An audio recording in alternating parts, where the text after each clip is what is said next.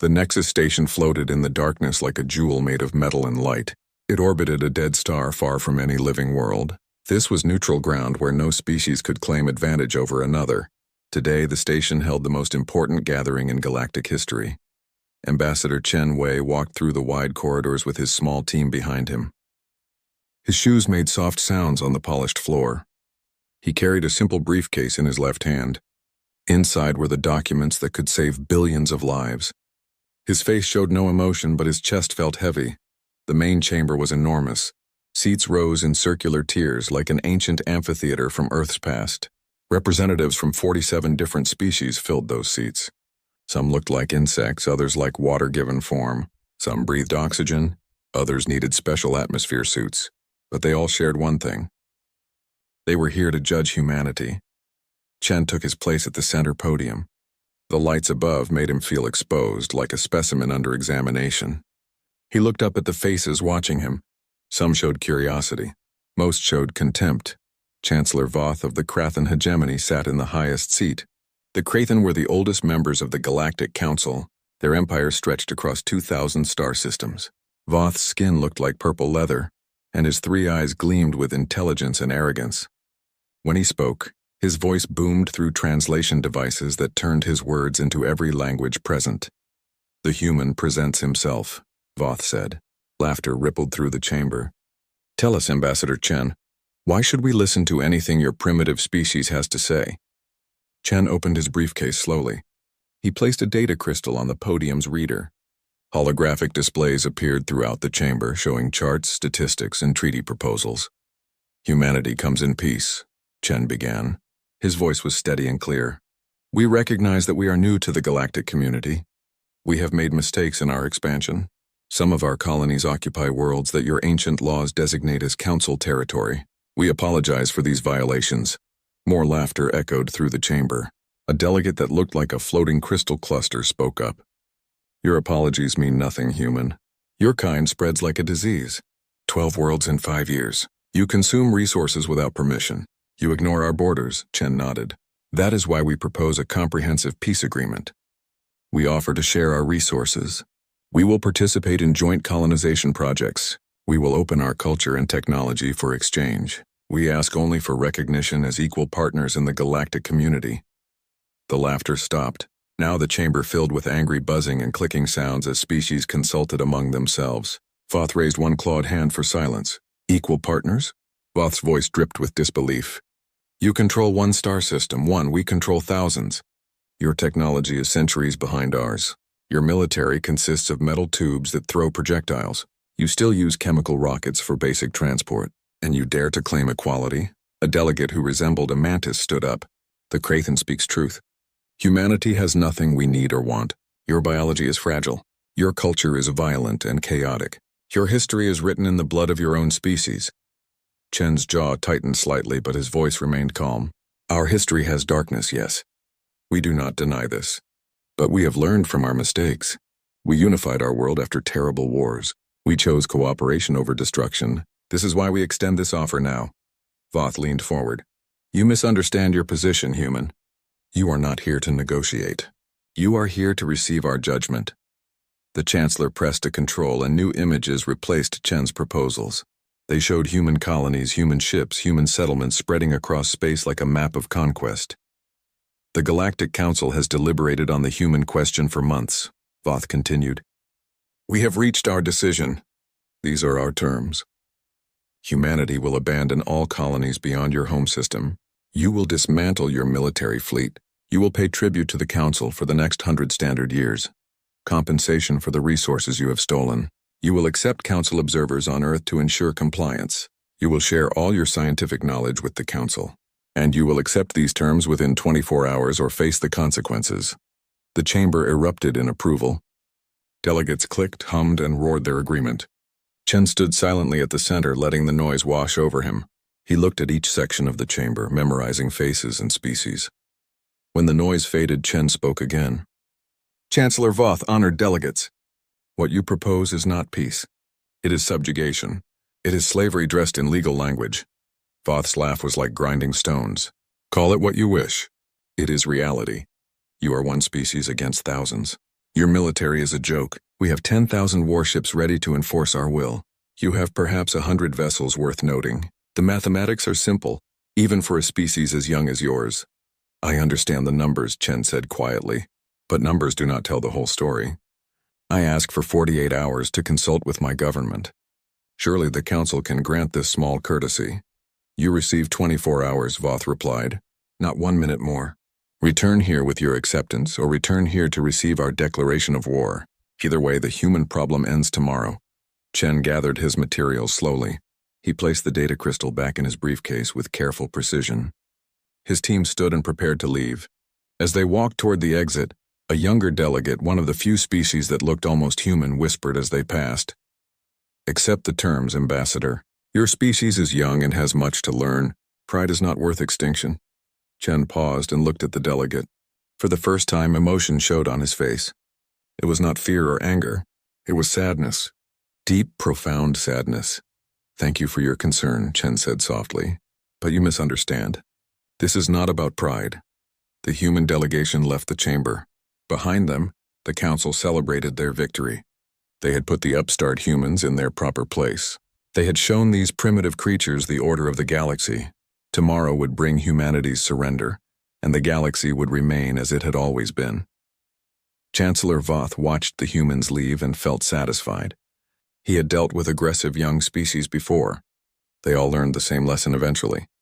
The strong ruled and the weak obeyed. It was the natural order. It was inevitable. None of them saw the expression on Ambassador Chen's face as he entered his ship. None of them heard the quiet conversation he had with his communication officer. None of them understood that humanity's delegation had not come seeking permission. They had come offering mercy. Chen sat in his private cabin and opened a secure channel to Earth. The encryption was beyond anything the Council could break. Humanity had learned many lessons from its bloody history. One of those lessons was simple. Always assume your enemies are listening, and always have secrets they cannot steal. They rejected the proposal, Chen said to the screen. Proceed to Phase 2. On the other end, in a bunker deep beneath the surface of Earth, the War Council received his message. Across human space, on every colony, on every ship, on every station, humanity began to prepare, not for surrender, for war, but not the kind of war the galaxy expected. Chen's ship docked with the UHSF Covenant, a vessel that appeared on no official registry. The Covenant waited in a dark region of space, hidden behind sensor-dampening fields that made it invisible to casual observation. As Chen walked through the airlock, armed Marines saluted with crisp precision. Their eyes held the look of soldiers who knew what was coming. The War Council chamber was deep inside the ship, protected by meters of armor and redundant systems. 12 people sat around a circular table. These were not politicians or diplomats. They were the people humanity trusted when extinction was on the line. Military commanders, intelligence directors, civilian leaders who understood the cost of survival. General Marcus Torres stood as Chen entered. Torres was old, his hair white, his face marked with scars from Earth's last great war. He had been 20 years old when World War III nearly destroyed humanity. He remembered the nuclear fire, the biological plagues, the desperate final months when 2 billion people died and civilization teetered on the edge. They refused, Torres said. It was not a question. They did more than refuse, Chen replied, taking his seat. They humiliated us. They demanded complete surrender, dismantling of our colonies, tribute payments, and oversight of Earth itself. We have 24 hours to accept or face their fleets. Admiral Kenji Sato, commander of humanity's naval forces, leaned back in his chair. How many ships are they mobilizing? Initial estimates suggest 10,000 warships from various council species. They believe overwhelming force will make us fold immediately. A woman at the far end of the table spoke. Dr. Amara Okonkwo was small and soft-spoken, but everyone in the room knew her importance. She directed the Special Projects Division, the department responsible for humanity's most classified research. Her dark eyes held a mixture of intelligence and deep sorrow. Then we proceed with Prometheus, she said quietly.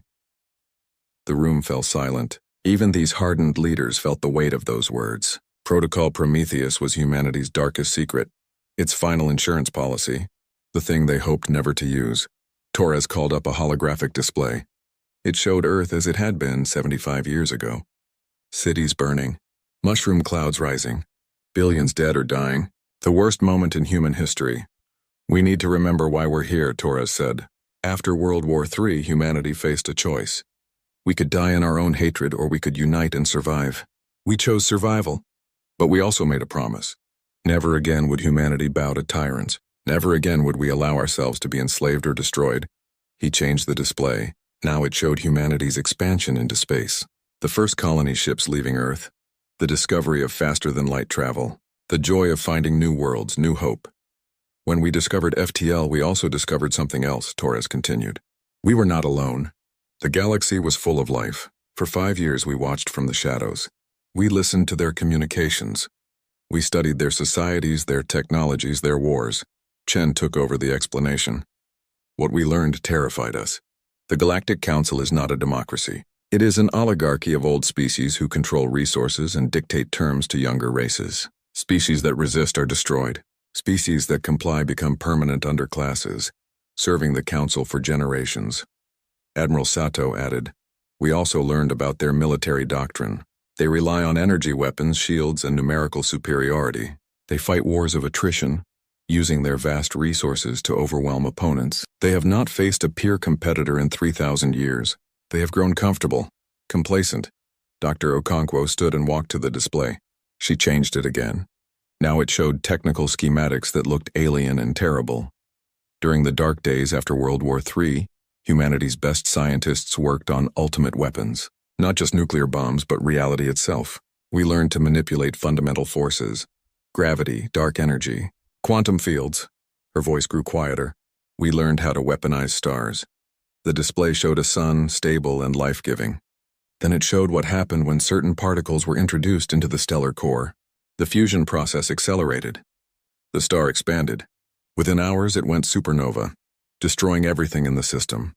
For 20 years, every human exploration ship has carried special payloads, Okonkwo continued. We have placed devices in 3,000 star systems along major galactic trade routes. Every Council homeworld is targeted. Every major military base. Every critical supply hub. If humanity falls, if we are pushed to extinction, these devices activate automatically. They cannot be stopped or disarmed without codes that only exist in human hands. The room remained silent. Even knowing this plan existed, hearing it stated so plainly made it real. Terrible. Necessary.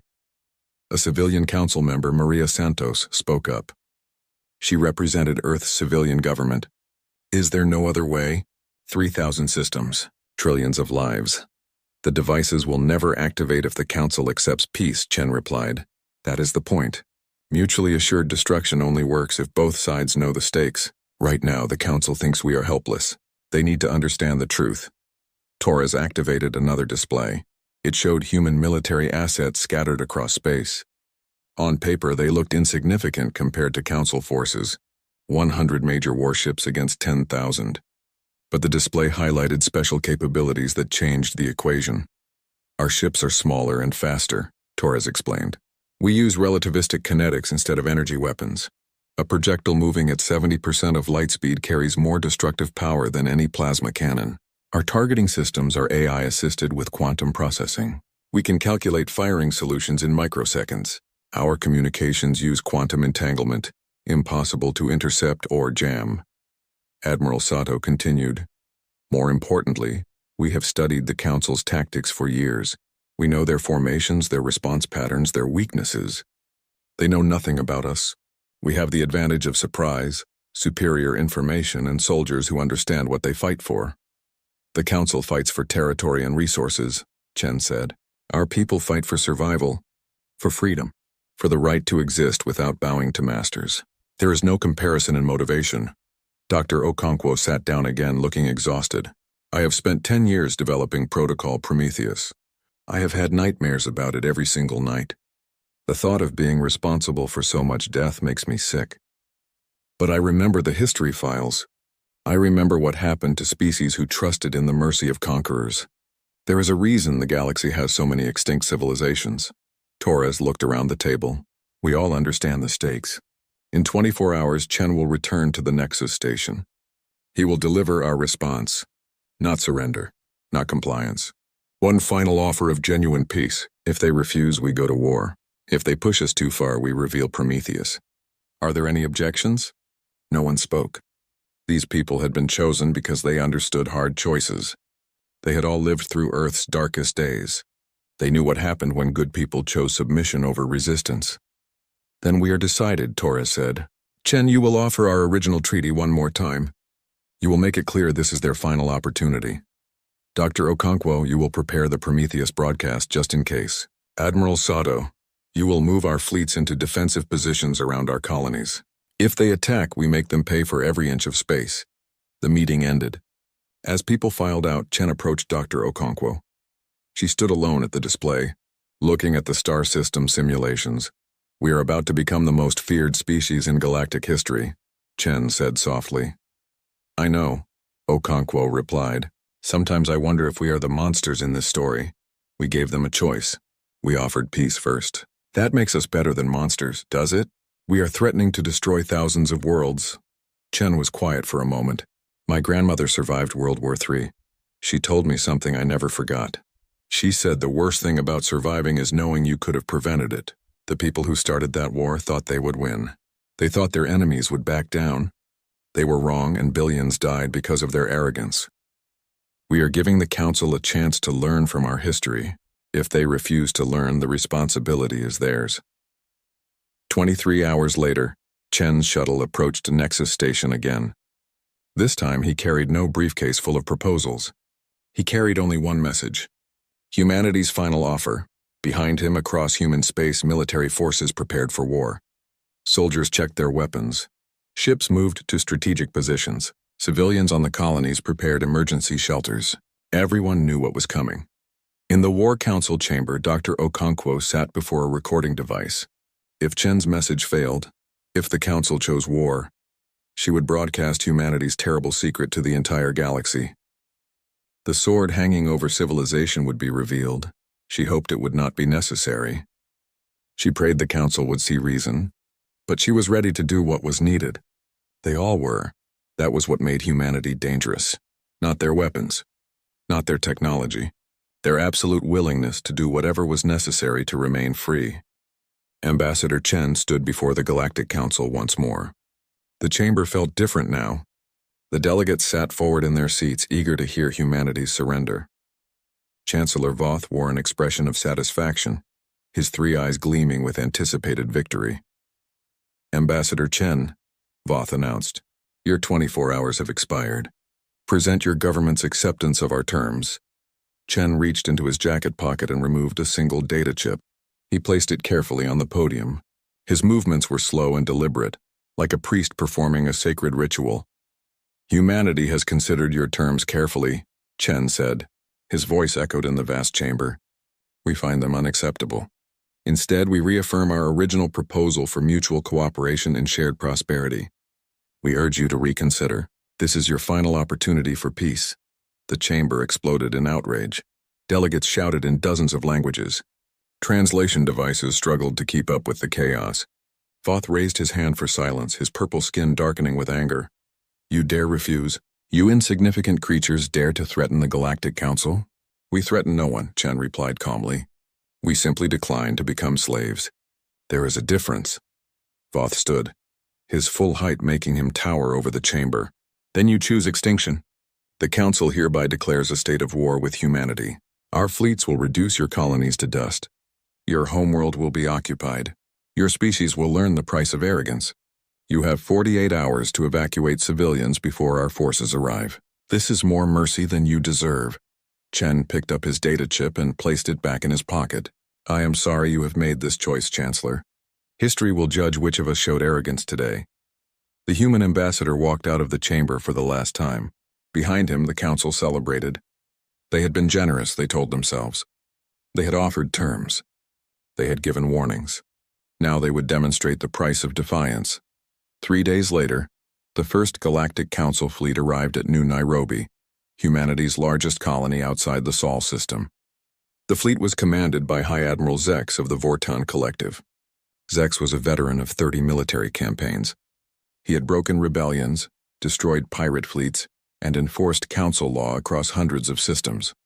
His fleet consisted of 800 warships, dreadnoughts the size of cities, carriers that launched swarms of fighters, cruisers bristling with plasma cannons. It was enough firepower to sterilize a planet. Against one human colony, it seemed like overkill. "This will be quick," Zex told his officers. "The humans have no significant military presence here. A few orbital platforms, maybe some ground-based defenses. We will demonstrate overwhelming force and they will surrender. We might not even need to fire a shot." The fleet emerged from FTL at the edge of the new Nairobi system. Sensors immediately began scanning for targets. What they found confused them. The colony itself showed up clearly. Cities on the surface, orbital stations, civilian traffic. But the military defenses were minimal. A dozen platforms in orbit, armed with what looked like primitive railguns. A handful of small patrol ships. Nothing that could threaten a fleet of this size. "Is this some kind of trick?" one of Zex's officers asked. "Intelligence said the humans were preparing for war." "Perhaps they evacuated their forces," Zex replied. "Or perhaps their military is even weaker than we thought. Proceed with the attack. Target the orbital platforms first." The fleet advanced in standard formation, dreadnoughts at the front, their shields glowing with protective energy, support vessels behind ready to provide covering fire. It was a formation that had worked for centuries against countless enemies.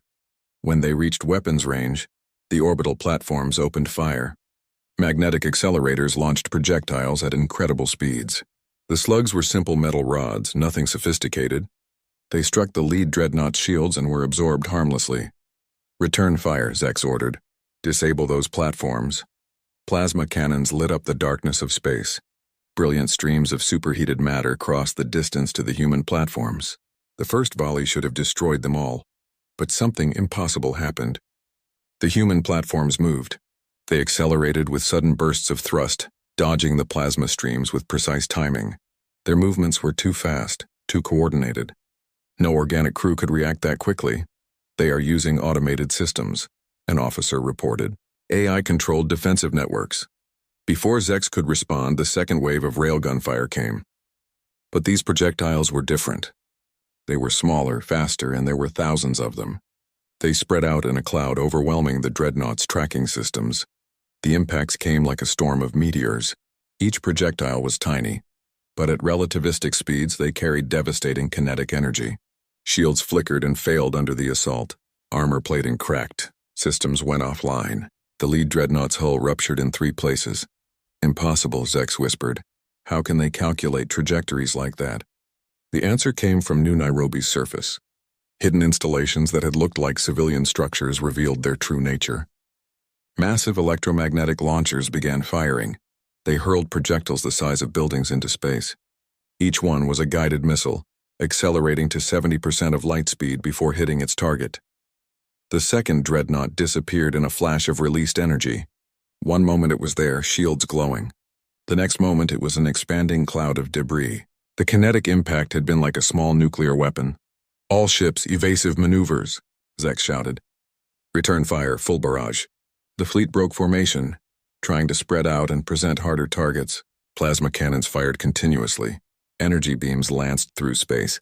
Missiles launched in waves. It was enough firepower to destroy a moon. But the human defenses adapted faster than anything Zex had ever seen. The platforms and ground installations shared targeting data in real time, creating a defensive network that operated like a single organism. They prioritized threats, calculated probabilities, and responded with machine precision.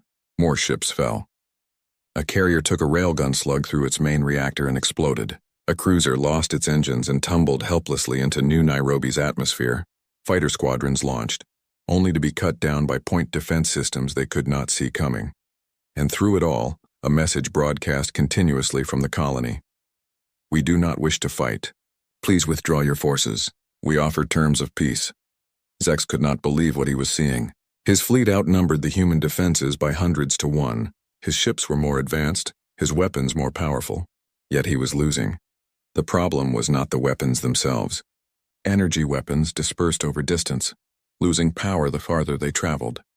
But kinetic weapons did not lose energy. A projectile moving at relativistic speeds hit just as hard at maximum range as at point blank.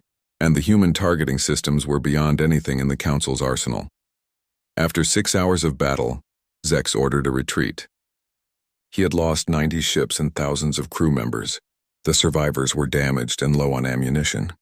He pulled back to a safe distance and sent an urgent message to the Council. The intelligence reports were wrong. The humans are not primitive. Their weapons are simple but devastatingly effective. Their targeting and coordination are superior to ours. They have been hiding their true capabilities. I need reinforcements immediately. Similar scenes played out across human space. At New Beijing, a Council fleet lost a third of its ships before withdrawing. At Terra Nova, the attackers could not even reach the colony before being driven off. At Proxima Station, human defenders lured the enemy into a minefield of autonomous drones that hunted ships with terrifying efficiency. The worst disaster came at Port Darwin. There, a massive Council fleet of 2,000 ships arrived, determined to make an example. They expected an easy victory. Instead, they found a human naval task force waiting for them. Commander Sarah Okafor commanded the UHSF Determination, humanity's newest battleship. She had trained for this moment for 5 years. Her crew was ready. Her ship was equipped with technology the Council had never seen. Multiple contacts, her sensor officer reported. 2,000 enemy ships, various classes. They are adopting attack formation.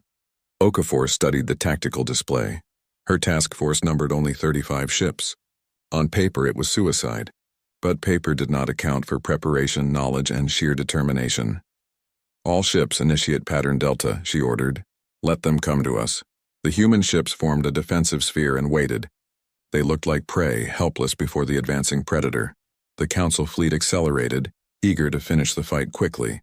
When the enemy reached optimal range, Okafor gave the order. Fire. The human ships unleashed hell. Not plasma or energy beams, but solid projectiles accelerated to impossible speeds by electromagnetic forces. Each ship carried hundreds of these weapons, and they fired in coordinated volleys calculated by quantum computers. The Council formation shattered. Ships exploded as kinetic rounds punched through shields and armor like paper. Others tumbled out of control, their engines destroyed, their systems failing. The survivors tried to return fire, but the human ships were moving too fast, accelerating and decelerating in patterns that made targeting impossible. Their shields do not matter, Okafor explained to her crew as they fought. Physics is physics. Kinetic 3 months into the war, Chancellor Voth sat in his private chambers and stared at casualty reports that should have been impossible. The Galactic Council had lost over 4,000 ships. 23 colonies had been cut off from supply lines. 6 entire fleets had been forced to retreat, and humanity had lost less than 200 vessels. The mathematics made no sense. The Council had superior numbers, superior technology, and thousands of years of military experience. Yet they were losing to a species that had discovered faster than light travel only decades ago. Voth's military advisors filled the room, arguing among themselves. Some demanded more aggressive tactics. Others wanted to negotiate a ceasefire. All of them looked exhausted and frightened. Explain to me again how this is possible, Voth demanded. High Admiral Zex, who had barely survived the battle at New Nairobi, stepped forward. He looked like he had aged 10 years and 3 months. We have been fighting wars the same way for centuries, Chancellor. We rely on overwhelming force, energy shields, and superior firepower. The humans have made us obsolete. Elaborate, Voth said coldly. Zex activated a holographic display showing battle footage. A human ship accelerated to incredible speeds, dodging plasma fire with precise movements.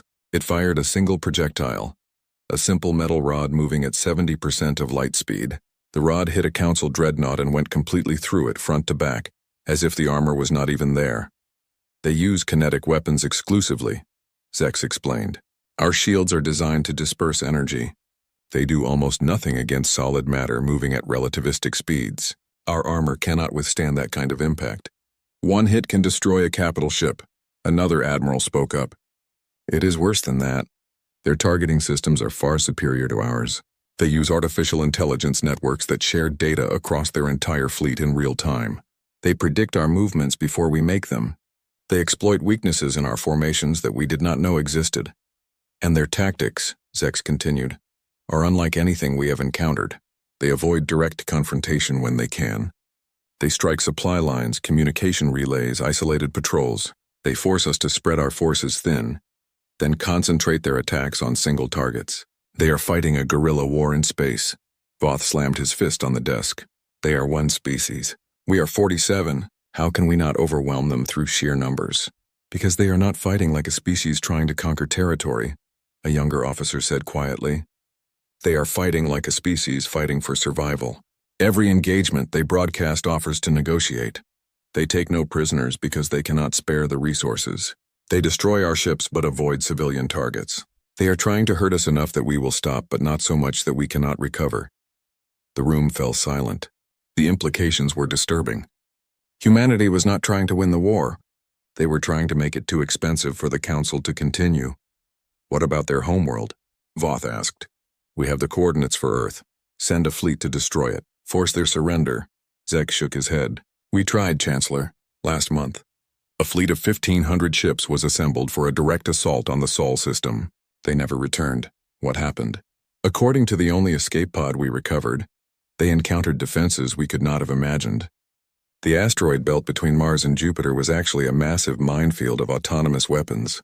The moon was covered in railgun installations, and the humans had 50 warships waiting, using the sun's gravity well to slingshot themselves at incredible speeds. The fleet was massacred. Voth stood and paced the room. Then we increase our commitment. We mobilize every ship, every soldier, every resource. We crush them absolutely. Chancellor, an advisor said carefully, we are already straining our economy. Member species are questioning the cost of this war. The humans have destroyed enough of our cargo vessels that trade has been disrupted. Colonies are experiencing shortages. If we commit everything to this fight, we risk destabilizing the entire Council. Before Voth could respond, an alarm sounded. A communication officer burst into the room, his face pale. Chancellor, we are receiving a broadcast. It is coming from the human command. It is being transmitted on all frequencies across the entire galaxy. Everyone will hear it. Show me, Voth ordered. The holographic display changed. Dr. Amara Okonkwo appeared, sitting in a simple chair against a plain background. She looked tired and sad, but her voice was clear and steady. My name is Dr. Amara Okonkwo. I am the Director of Humanity's Special Projects Division. I am broadcasting this message because the Galactic Council has left us no choice. We have offered peace. We have shown restraint. We have tried to minimize casualties even while defending ourselves. The Council has rejected every offer and continues to prosecute a war of extinction against my species. Therefore, I must tell you all a truth that we hoped never to reveal. She paused and the display changed. It showed technical specifications, star charts, and mathematical formulas that made Voth's blood run cold. 20 years ago, humanity seeded 3,000 star systems with specialized devices. These devices are placed deep within stellar cores, far beyond any ability to detect or remove them. They are designed to destabilize fusion reactions and trigger supernovas. Every major Council homeworld is targeted, every critical military installation, every central trade hub. The chamber erupted in shocked voices, but Voth could not look away from the screen. These devices are controlled by automated systems, Okonkwo continued. If Earth is destroyed, if humanity is pushed to extinction, if we lose contact with our colonies for more than 30 days, the devices activate. There is no way to disarm them without access codes that only exist in human-controlled systems. There is no way to stop a chain reaction once it begins, and there are 3,000 of them. She paused again, and now her expression showed the weight of what she was saying. This is what you call mutually assured destruction. It is a concept from our darkest days. If you destroy us, we destroy you. Not because we want to, not because we gain anything from it, but because a species that will not defend its freedom does not deserve to survive. The display showed simulations of what would happen if the device is activated. Stars going supernova, planets burning, entire civilizations wiped out in hours. Okonkwo's voice continued over the images. We do not want this. We have never wanted this. That is why Ambassador Chen came to you with offers of peace. That is why we have continued broadcasting terms even during the fighting. We want to live in harmony with the galaxy. We want to share our culture, our knowledge, our friendship. But we will not accept slavery. We will not allow our species to be subjugated or destroyed. If you push us to extinction, we will take you with us. She leaned forward, her dark eyes staring directly into the camera. To the Galactic Council, I say this. Stop the war. Accept our original terms. We can still have peace. To the people of the galaxy, I say this: we are not your enemies. We never wanted to be. We hope you will convince your leaders to choose wisely. And to my own people I say this: I am sorry that I created such a terrible weapon, but I am not sorry that it may save us. The broadcast ended. Voth sat in stunned silence. Around him, his advisors were talking frantically, but he heard none of it. His mind was racing through the implications. If the humans were telling the truth, if they really had weaponized 3,000 stars, then the war was unwinnable. Humanity could not be destroyed without triggering galactic genocide. Even if the Council could somehow remove the devices, the process would take years. Years during which humanity would continue to fight and win. Chancellor, one of his advisors said urgently, our scientists are analyzing the technical data in the broadcast. They say it is legitimate. The humans have actually done this. They have been preparing for this war for 2 decades. Voth finally understood. The peace negotiations had never been about asking permission. They had been about giving the Council one last chance. The humans had come with an olive branch in one hand and a doomsday device in the other. Get Ambassador Chen on a secure channel, Voth said quietly. Tell him I want to discuss terms. Across the galaxy, the reaction to Okonkwo's broadcast was chaos. Some species were terrified. Others were impressed. Many were furious that humanity had dared to threaten them all. But everyone understood one thing clearly: the humans were serious. In the War Council chamber on Earth, General Torres watched the galactic communication networks light up with activity. Species were arguing among themselves. Some wanted to continue the war. Others demanded immediate peace talks. The Council was fracturing. Will they accept terms? Admiral Sato asked. They have no choice, Torres replied. We have shown them we cannot be conquered militarily. We have shown them the price of trying. Now they must decide if their pride is worth the risk of galactic annihilation. Dr. Okonkwo sat alone in her laboratory, watching the same feeds. She had just made herself the most hated person in galactic history. Her name would be remembered as the architect of a weapon that threatened trillions of lives. But she had also saved humanity. If the Council accepted peace, if they backed down, then Protocol Prometheus Wu. 1 year after Dr. Okonkwo's broadcast, Ambassador Chen walked through the corridors of Nexus Station once more. Everything looked the same as it had during that first fateful meeting. The polished floors, the high ceilings, the mixing of different atmospheres and artificial gravities to accommodate diverse species. But everything felt different. This time, when Chen entered the Council chamber, delegates stood to acknowledge him. Not all of them, not enthusiastically, but they stood. It was a sign of respect that had not been there before. Chancellor Voth sat in his high seat looking older and wearier than Chen remembered. The war had aged them all. The Chancellor gestured for Chen to take his place at the central podium. Ambassador Chen, Voth said formally, the Galactic Council recognizes the human delegation. We are here to finalize the peace treaty as agreed. The negotiations had taken months. Every clause had been argued over. Every word chosen carefully. But the basic structure was simple. It was Chen's original proposal, the one he had presented over a year ago. Resource sharing, joint colonization projects, cultural exchange, equal partnership. The Council had gotten nothing of what they originally demanded. No tribute, no surrender, no dismantling of human colonies or military forces. They had learned what many species throughout history had learned the hard way. Some opponents could not be bullied into submission. Chen placed the signed treaty documents on the podium's reader. Holographic displays appeared throughout the chamber, showing the terms in every Council language. Representatives from all 47 species were present, either in person or through communication links. This treaty represents a new beginning, Chen said. Not just for humanity, but for the entire galaxy. We have shown that peace can be achieved between equals. That cooperation benefits everyone more than domination. That diversity of thought and culture makes us all stronger. He paused and looked around the chamber. Some faces showed genuine hope. Others showed barely concealed resentment. A few showed fear. Always fear. I know that many of you do not trust us, Chen continued. I know that Protocol Prometheus terrifies you. It should. It terrifies us too.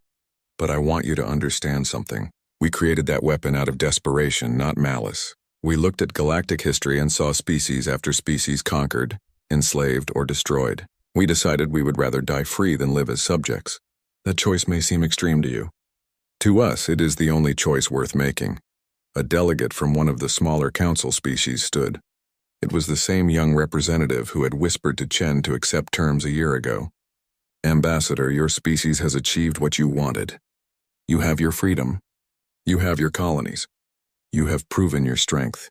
Will you now remove the stellar destabilization devices?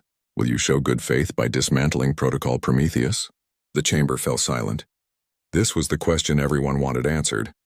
Could humanity be trusted, or would they hold the galaxy hostage forever? Chen had known this question would come. He and the War Council had debated the answer for weeks. In the end, the decision had been unanimous, though it brought him no joy. No, Chen said simply. Protocol Prometheus will remain active. Angry voices erupted throughout the chamber. Delegates shouted protests and accusations. Voth raised his hand for silence, but it took several minutes for order to be restored. Explain yourself, Voth demanded coldly. Chen's expression was sad, but firm. We live in a galaxy where 47 species once tried to force us into slavery, where thousands of warships were sent to destroy our colonies, where our offers of peace were met with contempt and violence. We have signed a treaty, yes, but paper is not trust. Words are not safety. If we remove our deterrent, what happens in 10 years? 20? 50? When the current generation retires and new leaders take power? When the memory of this war fades and someone decides humanity is weak enough to attack again? He looked directly at Voth. You teach your children the lesson we have learned. That preparation prevents war. That strength preserves peace. That those who forget history are doomed to repeat it. We will not forget. We will not disarm, and we will not give you the opportunity to enslave or destroy us. A military commander from the Vortan Collective stood angrily. Then you hold us hostage. You demand we live under threat of extinction. No, Chen replied. We demand nothing except what this treaty guarantees: mutual respect, fair treatment, and equal partnership.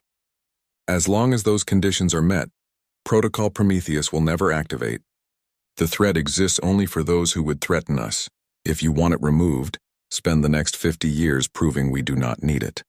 Show us a galaxy where weaker species are protected rather than exploited. Demonstrate that you have learned the lessons of this war. Then perhaps we can talk about disarmament. The Vortan commander remained standing. And if we refuse to live under this threat? What if we unite the entire galaxy against you? Chen's voice remained calm, but his words were sharp. Then you will learn why Protocol Prometheus exists. We do not want to use it. We pray we never have to. But if you push us back to the edge of extinction, we will pull you into the void with us. That is not a threat. It is a promise. It is the promise that free people make when faced with chains.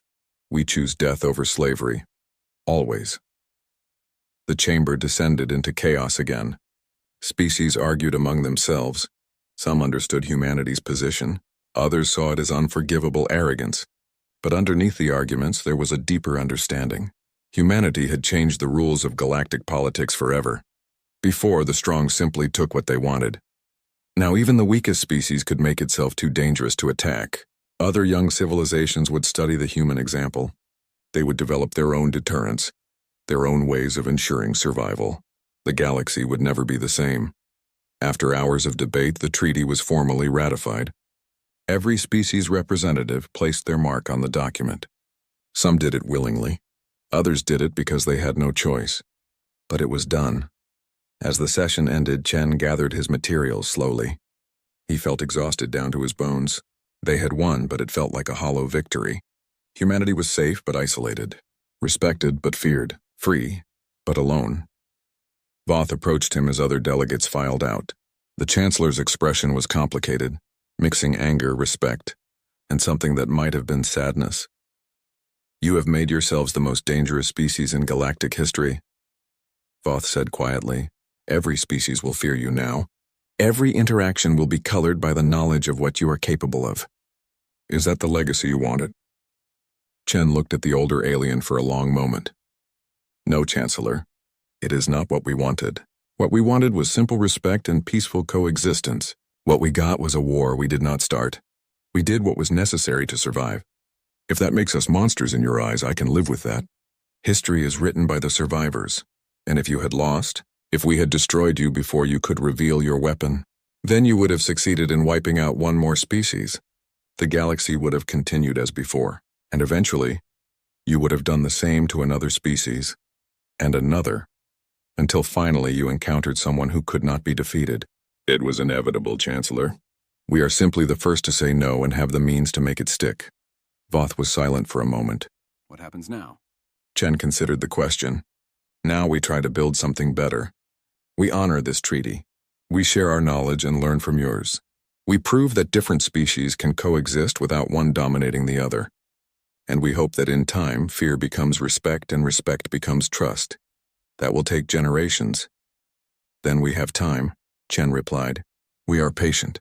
We have learned patience the hard way. 6 months later, something unexpected happened. A newly discovered species made first contact with the galactic community.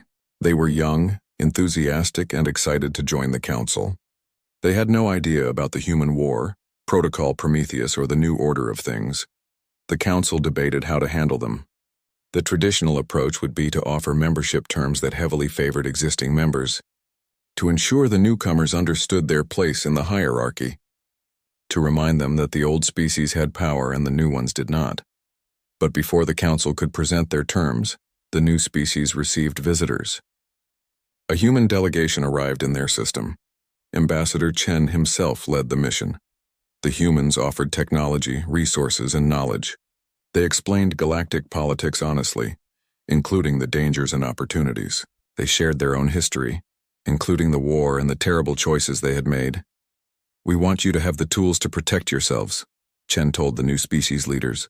We want you to negotiate with the council from a position of strength.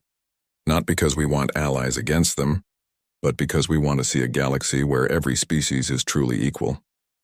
When the new species arrived at Nexus Station for their first council meeting, they came prepared. They had defenses designed with human help. They had economic plans that ensured independence. And they had the confidence of those who knew they could not be easily pushed around. Thank you for watching and comment for next part.